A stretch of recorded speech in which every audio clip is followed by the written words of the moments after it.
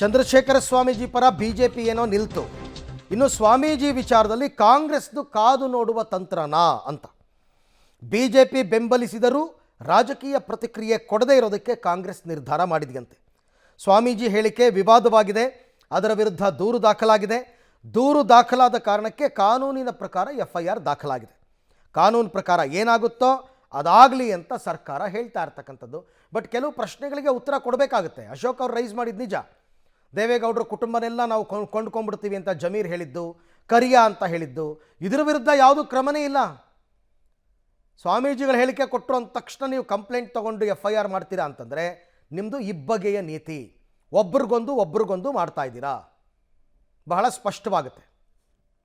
ಈ ಬಗ್ಗೆ ಕೂಡ ಮತ್ತಷ್ಟು ಮಾಹಿತಿ ನನ್ನ ಕೊಲೀಗ್ ಮಸೂದ್ ಅವರಿಂದ ಪಡೆಯೋಣ. ಮಸೂದ್, ಈಗ ಸರ್ಕಾರ ಚಂದ್ರಶೇಖರ್ ಸ್ವಾಮೀಜಿ ವಿಚಾರದಲ್ಲಿ ಆ ವಿಚಾರವನ್ನು ತುಂಬ ಗಂಭೀರವಾಗಿ ಪರಿಗಣಿಸಿದೆಯಾ? ಯಾವ ರೀತಿ ಮುಂದೆ ಹೆಜ್ಜೆ ಇಡೋದಕ್ಕೆ ತೀರ್ಮಾನವನ್ನು ತಗೊಂಡಿದೆ ಅಂತ?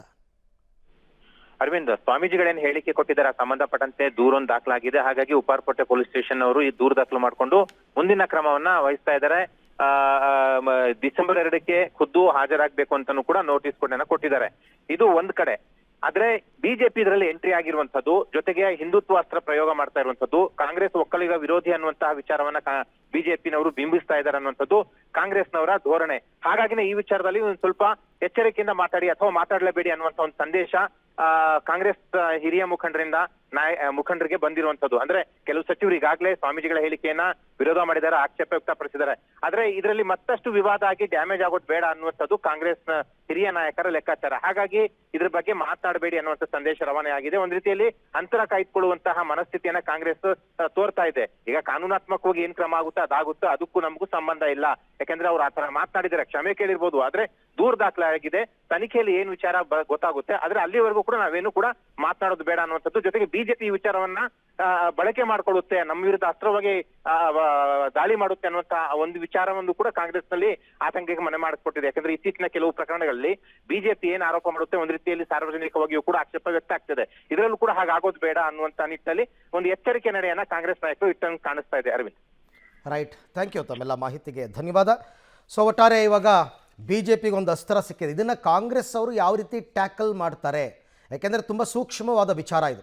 ಒಕ್ಕಲಿಗ ಸಮುದಾಯದ ಸ್ವಾಮೀಜಿಯನ್ನು ಇವರು ಕೆಟ್ಟದಾಗಿ ನಡೆಸ್ಕೊಂಡ್ರು, ಈ ಸರ್ಕಾರ ಒಕ್ಕಲಿಗ ವಿರೋಧಿ ಸರ್ಕಾರ, ಒಕ್ಕಲಿಗ ವಿರೋಧಿ CM ಅಂತ BJP ಏನಾದರೂ ದೊಡ್ಡ ಮಟ್ಟದಲ್ಲಿ ಬಿಂಬಿಸಿದ್ರೆ ಅದು ಸರ್ಕಾರಕ್ಕೆ ಮುಜುಗರ ಆಗ್ತಕ್ಕಂಥ ವಿಚಾರ.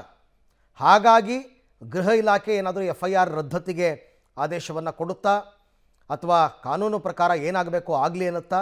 ಇಷ್ಟಕ್ಕೂ 2ನೇ ತಾರೀಕು ಅವ್ರು ಏನಾದರೂ ವಿಚಾರಣೆಗೆ ಹಾಜರಾದರೆ ಆಮೇಲೆ ಇದು ತೀವ್ರತರವಾಗಿ ವಿವಾದ ಬದಲಾಗುತ್ತಿದ್ದು. ಅಷ್ಟರ ಒಳಗಡೆ ಸೋಮವಾರದ ಒಳಗಡೆ ಏನಾದ್ರು ಕ್ರಮ ಕೈಗೊಳ್ತಾರಾ ಅಂತಕ್ಕಂಥದ್ದನ್ನು ಕಾದು ನೋಡಬೇಕು.